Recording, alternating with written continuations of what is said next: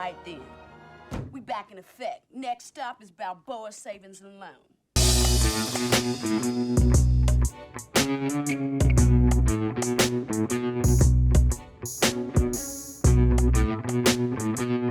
Welcome back, YouTube, to germ-onzone. I'm your host, German, and today we're jumping back into a movie breakdown from 1996 called Set It Off. Now, this film was directed by F. Gary Gray. Now, if you don't know this guy, man, let me tell you all the things that he has directed. Outside of Set It Off, he has directed Friday, the classic film that most people know, Straight Outta Compton, Law Abiding Citizen, Italian Job, some of even the Fast and the Furious, like The Fate of the Furious, Be Cool, I didn't really like that one, A Man Apart with Vin Diesel. Not only that, he has also directed many music videos as well. Coming down to Dr. Dre,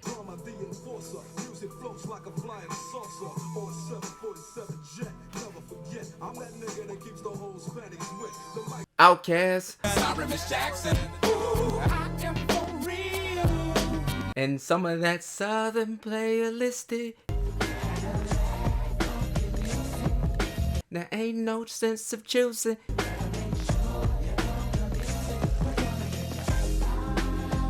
This man has done it all. And it makes him, by himself, he's a legend in the game of directing.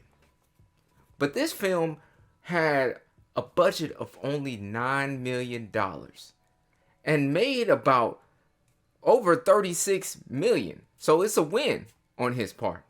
Not to mention that the film also had an outstanding cast with Queen Latifah playing the character Cleo. You also have Frankie, played by Vivica Fox. TT, aka T-Shawn, who's played by Kimberly Elise. You know, and I think this is her first movie. And she played in many movies after that, and I was so impressed by her performance. Also, Jada Pinkett Smith, who plays Stoney. And those are the four main characters that's in this film.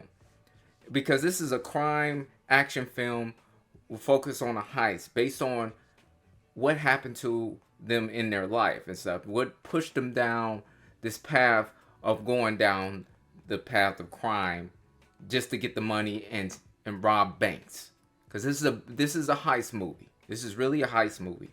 Now the story starts off with showing the character Frankie, played by Vivica Fox, just working at her job at the bank, being a bank teller, just helping out guests. But we also I have to let you know that these characters, they're going through a hard time in their life. Frankie, on the other hand, she has found another path, which was working at a bank and not with the hood mentality. However, somebody from the neighborhood comes in and robs the bank that she recognized. She is frightened, scared out of her mind.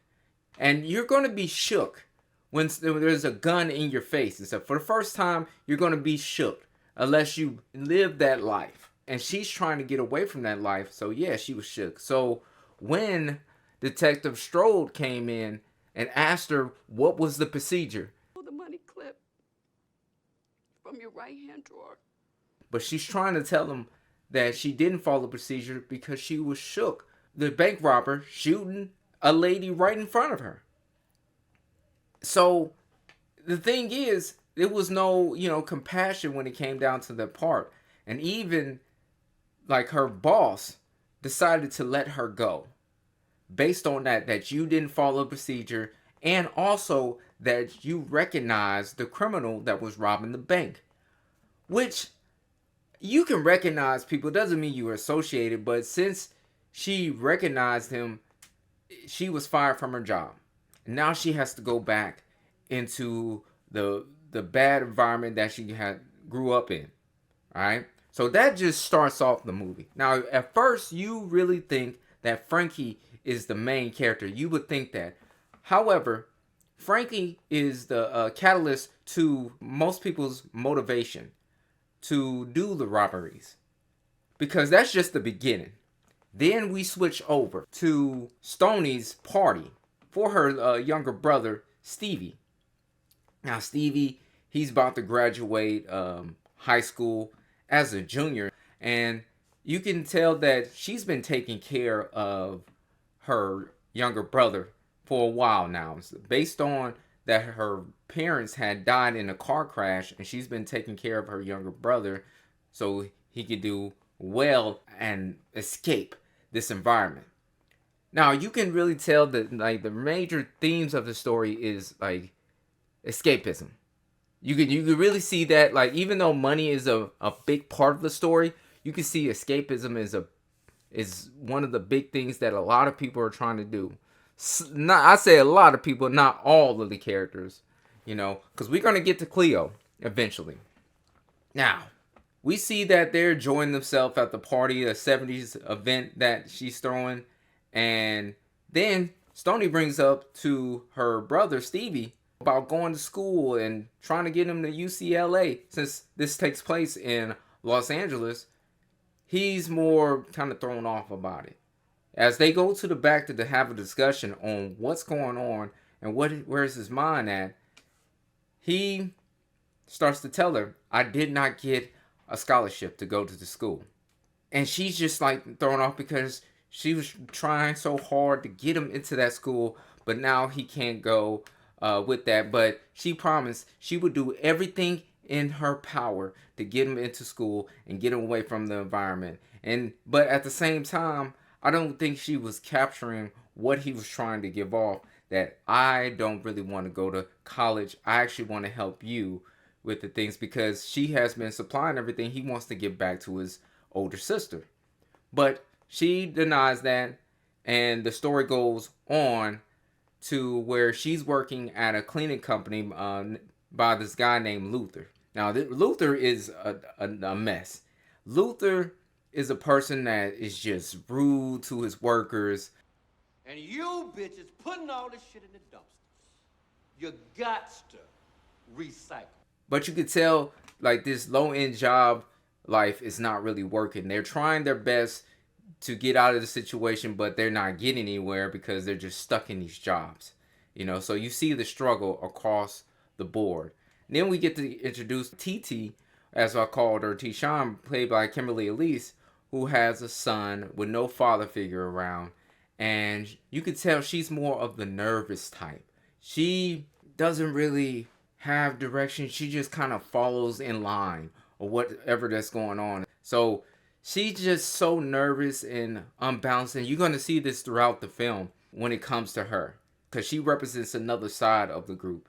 Because as I said, like, there's going to be Cleo, who represents the neighborhood side, the tough girl who not going to take crap for anybody. You got Stoney, who has high dreams of escaping. You have Frankie, who did escape for a moment, and now she's thrown back into the mix, and she's filled with rage.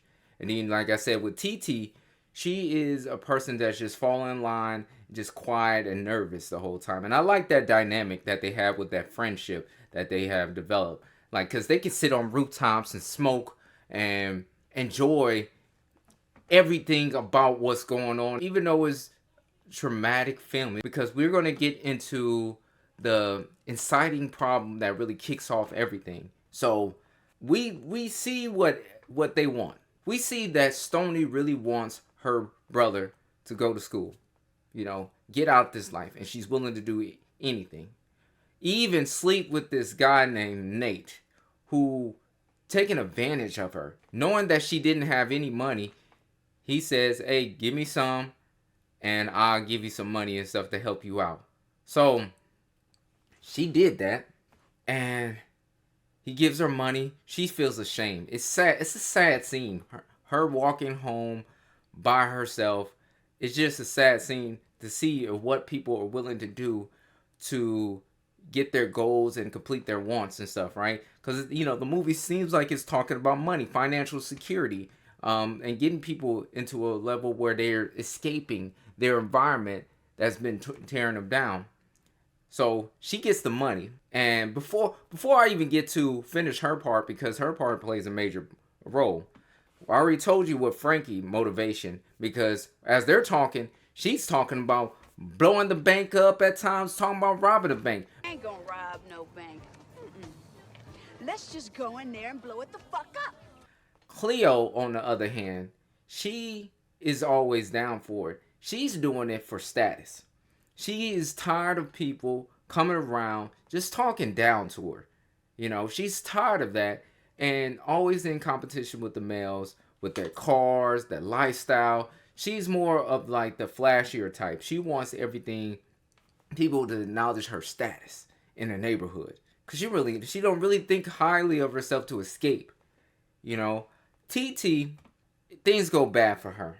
Working at the place, Luther doesn't care about her whole situation with her having basically a son that she has to take care of, and the money is not enough to pay for like child care. So eventually she brings the kid onto the work site, and he starts crawling around, gets into some of the chemicals, and now she has to worry about child protective services coming in and taking her away. So we see the motivation from their side, you know, why they're willing to do this robbery, because she has to make enough. TT has to make enough for them not to take away her kid from her.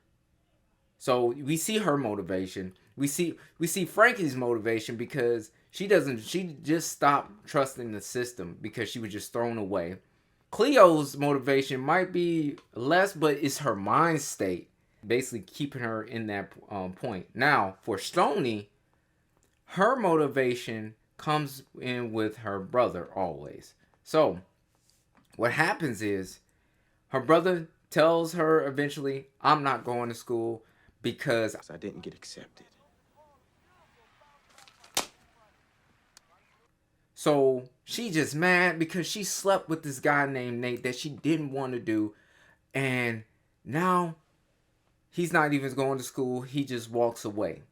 So she's pissed. She even rips up the check. Just done with it. He eventually goes over to one of the robbers' house.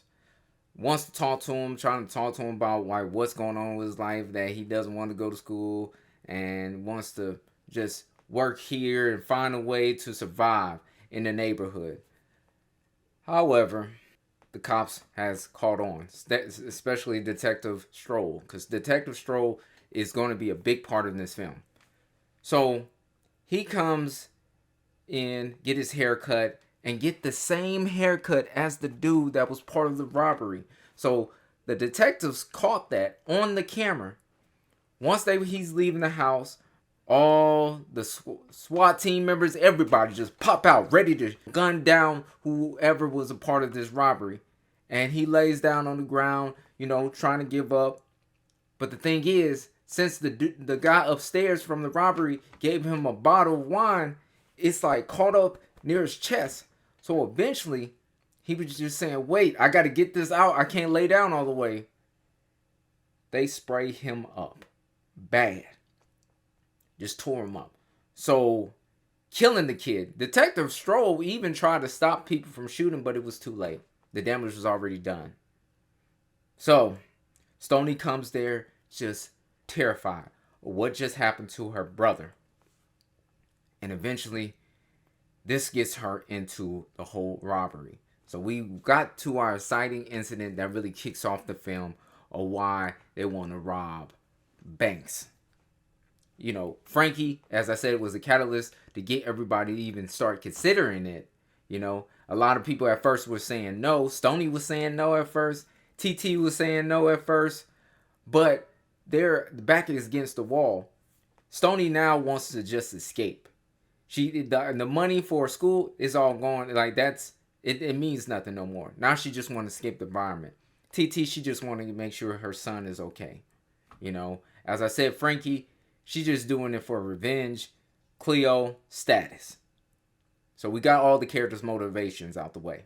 Now as they get into the first heist, it goes like, you know, everybody's nervous. Before they even get there, we also get to introduce to Black Sam, played by Dr. Dre in the film. And he's the one that gives them all the weapons. And this is the first time when you see, because Cleo has all the connections with the people of the neighborhood, like the criminals of the neighborhood and stuff. So she asked for him to do a favor and that she was going to give him a percentage. He said, all right. And they basically get the gun to rob a place. Now, when they get to the place, they're still nervous. This is their first time. And it's understandable. And I like that they show that. Stoney, she's not sure about it. TT is definitely not sure about it. Frankie, she is the one that initiates. She was like, oh, y'all scared to go in? Fine, I'm going to go in. She takes out the gun, goes in. Cleo follows up right behind her. Then we have Stoney going right behind. However, TT is so scared, she just runs off. Her running off was hilarious. I told you she was nervous, didn't I? So she runs off. They go in and just start robbing the place. Stay there. What are you looking at? I'm a bitch with a gun. And they're fast and efficient. They get in, get out, gone. They got the money, right? They go back to the hideout where they're counting the money, and there's I think the first hit was like $12,000 that they got, and they're excited about this and stuff. Remember, this film came out in 1996, so 12,000 nowadays might not seem much. Still, it's a good amount, you know, but it was even a lot more back then. So then eventually TT arrives, and basically Frankie is not really feeling this, like not giving her a cut. Like she wasn't there. She decided to run. But, you know, TT's crying, I need the money and stuff. And everybody had to talk to Frankie. And this is where the argument of the scene is about, where should we give her the money based on her not being there? Or should we give the money because we're friends and we understand her situation is terrible. She might lose her kid to the service. So Frankie eventually gives in. You know, Stoney had to talk her into it. Even Cleo had sympathy. Let's talk about, yeah, let's just give her some of the money and stuff. She has a kid. Let's just give her money. Still ain't do shit. You know, that's really what she was about. So, but that's not enough money. Like, we see that it's not enough money for them to escape. So the girls go on a few more robberies. They become better and better at it, more confident. TT, she's not running. She's even part of it. Even acting as a victim at one point in time. Bitch, just shut the fuck up. Can make you believe that she wasn't part of it until someone's trying to pull a gun out and she's right there to put the gun right into his face. Like, everybody's a part of it, and they get a big cash out with one job where they're good to go, ready and set to leave and stuff. However, they got to play their parts. Everybody got to play their parts and act like nothing happened. Like they're still just regular citizens working at a job and nothing's wrong. But they make a big mistake. They decide to hide their money inside of Luther's cleaning, like not the cleaning company, but one of the buildings that they're cleaning. Stuff it into a vent where they can come back. It's hideout just in case the police start poking around. Now, the police are poking around. As I said, Detective Stroll is basically watching all the films, and he's starting to recognize, because he was there when Stoney's brother Stevie got shot up, and tried to talk to her, let her know what's going on, and he started to recognize her face on some of the cameras recordings. So he's starting to pick up, like, she might be involved. His boss saying, leave it alone. We already did the worst when we killed him and he was innocent. And then they start picking up even with Frankie, like, I think I know her too. So he's starting to connect the dots of what's going on. And they actually like pulling things together. Cleo, she's just leaving evidence everywhere, you know, because they're noticing every time she steals a car, and she has a history of leaving like CDs everywhere. Bullshit. Bullshit. Fucking bullshit. I ain't no. Cleo, what the problem is with Cleo, it's all for status, because she immediately starts buying all the car advancements and stuff. So we getting the hydraulics, you know, we getting the booming system, You know, I told you, it's about status. They're getting what they want. They accomplished that. You know, they got the money where TT has the money now to get her son out of Child Protective Service. Frankie, she's getting her revenge. She's loving it. Stoney, she's getting enough money where she can escape. And now we see with Cleo, she has enough money to improve her status amongst everybody. But the problem is, she's supposed to stay hidden. And buying all this stuff and starting to show out is starting to show its colors and how people start to look at you like, where'd you get all this money? So this gets Stoney and Cleo into an actual argument because Stoney is done. She's like, this is the furthest we gotta go. Cleo pulls a gun out on her and say like, no, you're not gonna leave us now. I want some more motherfucking money. Starting to become greedy. So Stoney slaps her, you know, because of this disrespect, you know, this friendship, because this money is starting to get away of their friendship. Stoney, we go back to first grade. So we're seeing this all take place behind the scene, and something bad happens. As I said, Luther, grimy character, very grimy character, because eventually the girls, they go back to work and start to check on the money. They find out all the money is gone. All the money is gone and taken out, and Luther has basically given up on the cleaning service business. That's when they detected something's wrong. They run upstairs to check the vent. The money's gone. Then this is when Cleo decides there has to be someone from the neighborhood that knows where Luther went. So she goes to Black Sam, tells him that Luther has stole the money, and that percentage that was supposed to be yours, that's all gone. If I can't get him back, you ain't getting no money. So he said, all right, I seen that fool around. So what I'm gonna need you to do is go for him, find him, and this is where he's at. So they go over looking for Luther. Luther is already spent some of the money on jewelry, a prostitute, all this and stuff. Like, it's for the amount of money they had to develop. I don't know how he got all this. Like, he just balled out in a short amount of time. Cleo ready to kill him. You know, she busts in the door, gun hitting him across the face, asking for the money. Money? What money? What you talking about? Money? I'm gonna ask you one more time. Just one more time. Where's my money? And they searching around trying to find it. But when she turned her back, that's when Luther was prepared. He had a gun ready for her, you know, and he's like, it's my money now. But this is when we see the change in TT, because TT takes her gun, kills Luther, and Luther's out the way. Now, not to mention, they was able to get some money from the place, but they let the woman that was in there, the prostitute, live. They said it's like, I know they listed as like Luther's girlfriend. I think she's a prostitute. I'm gonna be honest with you. So when the detective Stroll comes in and tries to figure out like who killed Luther, we got all these people in here because they end up grabbing Cleo off the street. And it was like, who killed Luther? This is when I say Queen Latifah's acting right here. She was excellent on this lineup. How she gave that look, and it really carried what was going on, how she is as a character. I'm gonna tell you like this: Queen Latifah is the best actress in this film. She carries the acting in this film the most. I'm not gonna lie, Kimberly Elise, she played her role too as a nervous wreck. And at first I thought she was overacting as a kid.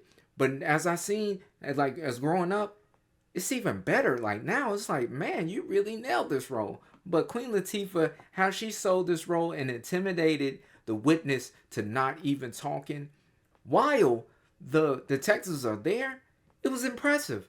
It got the point across. They couldn't do nothing, and they let Cleo go. So they go back to just, living standards and stuff. I forgot to mention this early. After the whole little fight with Stoney and Cleo, they had a deep conversation with each other. Because there's this relationship that's also developing behind the scenes. Stoney The next man that she had got close to was this guy named Keith, played by Blair Underwood. Now, Keith works at this other bank, the big bank in LA. Now, he's been taken out on dates. You know, she doesn't know anything about like this like higher lifestyle of living. You know, wearing the dress in certain contexts, what not to wear, what to wear. And he's, helping her understand that, trying to get her back on track, on the right path, so she can be in a better mind state, and even asking her questions. See yourself saying 5 years, Tony. At first, she doesn't know. She really doesn't know. And we can see the same thing when Stoney asks Cleo, after they overcome their little argument, of where she wants to go. Cleo says she don't know. We ain't nothing but hood rats. She sees everyone else around her as one too. And she's okay of living that way, of not overcoming it. Now, Cleo sees Stoney as, yeah, you want that. This is what you want to do. That's not what I want. I want status in the neighborhood. I want, this is the farthest I go. I don't see myself getting bigger than that. We see the mind state of what each character has. When we have these little conversations, I think that also helps out with the narrative of this film. Eventually, we get to the last heist. The whole little argument that Cleo and Stoney was having with each other about going forward with this heist, that we have enough money to get out. But then the whole thing with Luther of stealing the money, it basically had to put them at square one again, where they have to get a big cash grab from it. So they go to the bank, but the problem is the bank that they're trying to rob is the same bank Keith works at.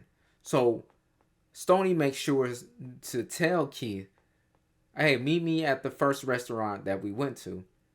And that's where he goes and stuff, to protect him. Because she has feelings for him, Just like only man that she can really trust in her life. So he goes there. Next thing you know, they go to this bank. They start robbing the place. Everything's going according to plan. However, someone hits the button, and Detective Stroll is on his way back to the bank, because they were having a whole meeting and letting everybody know what they need to do just to protect themselves from being robbed. Stroll, he makes it to the place, stops them in their tracks, where they got like guns ready to shoot.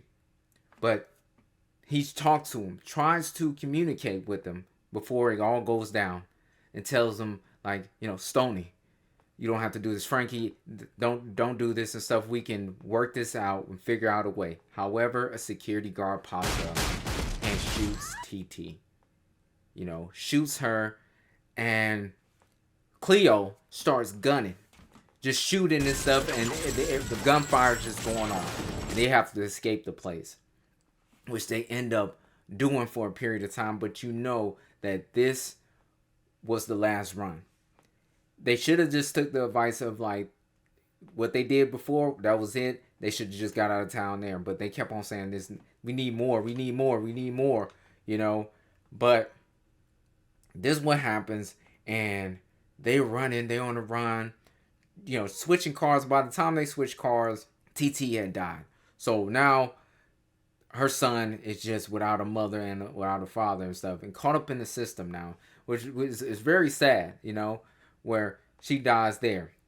They're still on the run, and then we get to the climax where we see Cleo. She's driving, and eventually the cops are about to capture him. So she tells everybody, get out the car. We have to split up. Stoney doesn't want to do it. And Frankie understands what has to be done and stuff. They have to split up, because she was like, I'm going to help all of y'all escape and stuff. So what she does is distract the cops and pulls them away from them, so they can get away with the money. And and hopefully that she can meet up with them later. She drives off. Stoney and Frankie, they end up splitting up, down a tunnel and stuff. They end up going their own path. However, we get to another sad scene. And this is another reason why I say Queen Latifah played her role in this part. She really killed this role. Because as she's trying to push through the cops, she can't make it. And they're lighting up the car with like bullets. She doesn't even stop. She gets out the car, tries to shoot, and gets gunned down. You know, it's a sad scene. You know, they even slow down the shot so it can capture, you know, the pain of the decision that they made. If they would have stopped and changed their mind and thought a different way, they could have actually escaped this whole environment. Or if they would have stopped earlier on with the robbing, they wouldn't have got caught in this. Then we see Stoney. She gets on a bus that's heading to Mexico, so she's about to get out. But Frankie, she gets caught. She gets caught by Detective Stroll and a couple of police officers. They got guns drawn. Detective Stroll, he tries a different route. He has changed from the beginning where he was more aggressive and then got an innocent boy killed. Now he's talking to Frankie, walks up, didn't even have a gun drawn. And Frankie, she's still not with it. She's still hurting from that pain of losing everything on her job and her life because of the decisions that were made earlier on in the film. So she draws a gun on him and uses him as a hostage for a moment. And then she asks him the same thing. What's the fucking procedure when you got a gun at your head?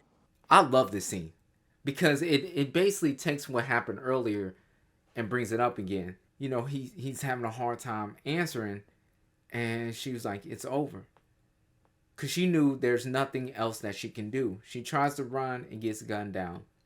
And while Stoney is passing by, she sees her other friend get killed. So all the friends are dead now. They became blinded by the money. They really did. And Detective Stroll even sees Stoney on the bus, but doesn't say anything. Because I think he feels sorrow for what he had been a part of that led to her brother's death. So he doesn't say anything, and she ends up escaping by herself. And gets to Mexico, crying, sad, you know, just really lost for words because she lost all her friends for the money. And I can tell when she's even looking at the money that's on the bed, she's looking at it like, none of this was really worth it. I lost everybody. Not only my brother, lost all my friends. I can't go back to the States. Even lost the new love of her life, Keith. Even though she calls Keith up, there was nothing she can really say to him. Just, you know, that she made it. And thank you. Thank you for showing me a new life and escaping. And that's it. And then the movie goes off after that. Now, I have to say, this movie, like watching it after all these years, I was always curious to see if it stands up. It does. It even after all these years, as I said, like this director, just really just does a good job with these films. You know, it's classic films. Like he did Friday. That's a classic film right there. You know, that's a classic film, and this one stands up too, where it's just. You feel sad. Like they make you feel sad. And that was the job of the story, you know, to get that emotion out of you. And even after all these years, I felt sad at the end of the story just to see how the fate of all these characters, where it ended. So with that being said, like I would give Friday a 5, but I don't know if it's on the same level. It's woo, this is hard. I wanted to give it a 5, but I'm gonna have to give it a 4 and stuff like that. It is gold. It's not platinum. It doesn't have that platinum effect, but it got that gold. Like it's like a gold record. Like this is something that you come back and watch and stuff, right? And it still works. It still works. I would say I love this movie, and I'm glad that it did well in the theaters at the time of 1996. You know. But yeah, that's my movie breakdown of Set It Off. Hope you enjoyed, and if you did, go ahead and hit that like and subscribe button, and tune in for more movies to come in your way. And I appreciate, people just suggesting this movie to watch it again because it's been years since I've seen it. I really do appreciate that. But I look forward to talking about another movie another time. But until that time, peace.